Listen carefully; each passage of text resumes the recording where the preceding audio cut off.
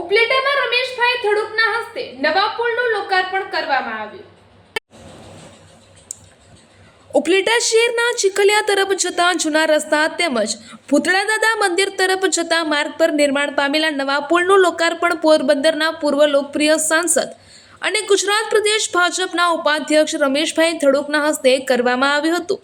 આ તકે નગરપાલિકા પ્રમુખ વર્ષાબેન ગજેરા, ઉપપ્રમુખ જિજ્ઞાબેન વ્યાસ, મયુરભાઈ સુવા, મનોજભાઈ નંદાણીયા, મજબૂતભાઈ હુંબલ, જયેશભાઈ ત્રિવેદી, શહેર ભાજપ પ્રમુખ દીપકભાઈ સુવા, દાનાભાઈ ચંદ્રવાડિયા, નિકુલભાઈ ચંદ્રવાડિયા, સુરજભાઈ ડેર, રાજભાઈ વાઢેર, વિનુભાઈ ચંદ્રવાડિયા, કમલેશભાઈ ભારાઈ, ભાયાભાઈ મોરી, અજયભાઈ જાગાણી, અશ્વિનભાઈ લાડાણી, અમિતભાઈ વસવેલિયા, મહેશભાઈ સુવા, પરબતભાઈ બારૈયા, રઘુભા સરવૈયા, વિક્રમસિંહ સોલંકી, નિમિત પાનસરા, મયુર વાઘેલા સહિત ખેડૂત ભાઈઓ બહેનો મોટી સંખ્યામાં ઉપસ્થિત રહ્યા હતા।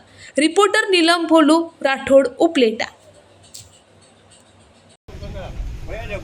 આજે ઉપલેટા ખાતે ભૂતળા દાદાની વાડીએ જતા રસ્તા ઉપર 70 લાખના ખર્ચે બ્રિજ બાંધવામાં આવેલો, તેનું આજ લોકાર્પણ બધા આગેવાનોને સાથે રહીને કરવામાં આવ્યું।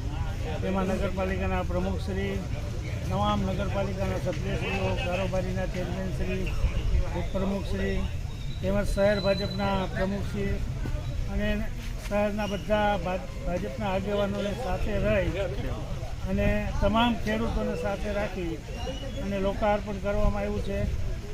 આ રસ્તો અત્યંત જરૂરી હતો। પુલ ખેડૂતો, માલધારીઓ અને ખેડૂતોને 3 કિલોમીટર લગી ફરીને જવાય, વરસાદ જ્યારે આવતો હોય ત્યારે 3 કિલોમીટર ફરવું પડે અને વચમાં તો 3-4 લોકોના મૃત્યુ પણ તણાઈ જવાથી છતાં માનનીય મુખ્યમંત્રી શ્રી ભૂપેન્દ્રભાઈ પટેલને રજૂઆત કરતાં ભૂપેન્દ્રભાઈ પટેલે તાત્કાલિક 70 લાખના ખર્ચે આ પુલ મંજૂર કરવામાં આવ્યો અને આજે બધાએ સાથે રહી એનું લોકાર્પણ કર્યું અને ખેડૂતોમાં અને માલધારીઓમાં ખૂબ ખુશીનો આનંદ છે।